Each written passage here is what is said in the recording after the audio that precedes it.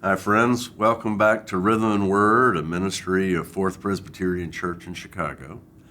I'm Reverend Tom R., interim pastor here at Fourth, and it's my privilege to talk with you a bit today about the Beatitudes. Our last Rhythm and Word, we looked at sort of the structure of all the Beatitudes, but today I'd like to just focus on one.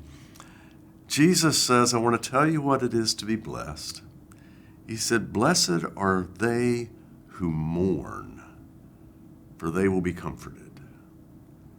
Of all the Beatitudes, this is one that pushes us. If you have grieved, then you know the shock of calling grief a blessed state. Grief is real. It is a disorienting, sloppy walk. Grief is also the risk we run when we love.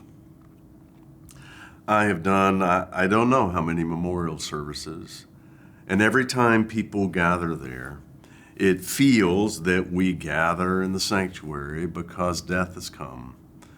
But that's not really it. We gather not because of death, but because of love. Death has no power apart from love. But when we love, then the heart becomes vulnerable. Of course, you already know that, because no one escapes the pain of heartbreak in this world. Sometimes we tell ourselves that a normal life is a life that is free from suffering, that suffering is some kind of aberration, and that when heartbreak comes, it's something we need to explain, to justify. We ask, why did this happen to me? But I've come to believe that assumption about a normal life is actually just a privileged myth, because no one escapes suffering.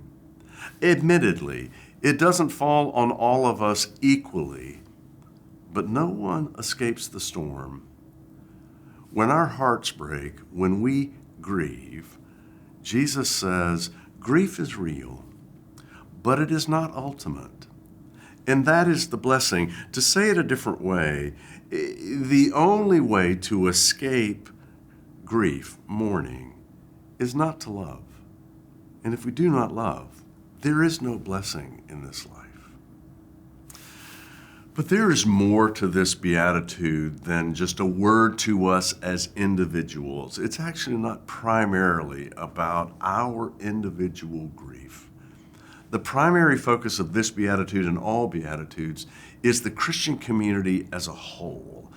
And as Christians, we share a type of mourning that is blessed.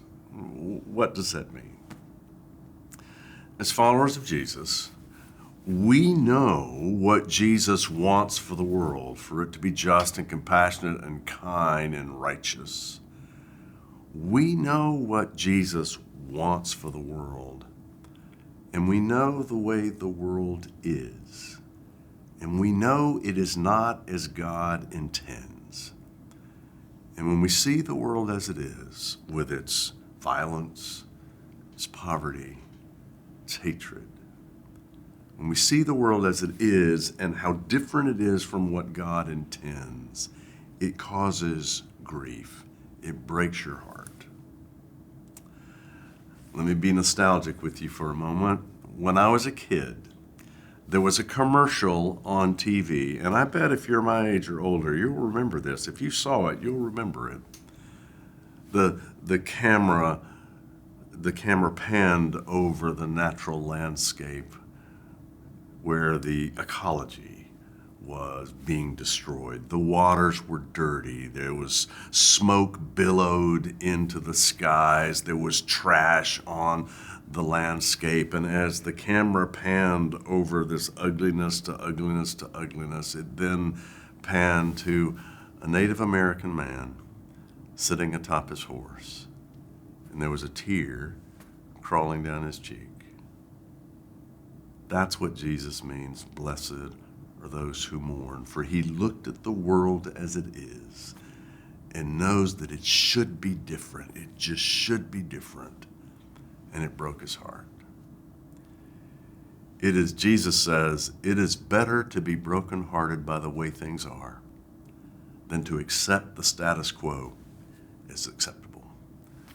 There is so much that is so wrong, and there is so much that we seem powerless to change, but we don't accept it. And that tension is what causes grief. It breaks our heart.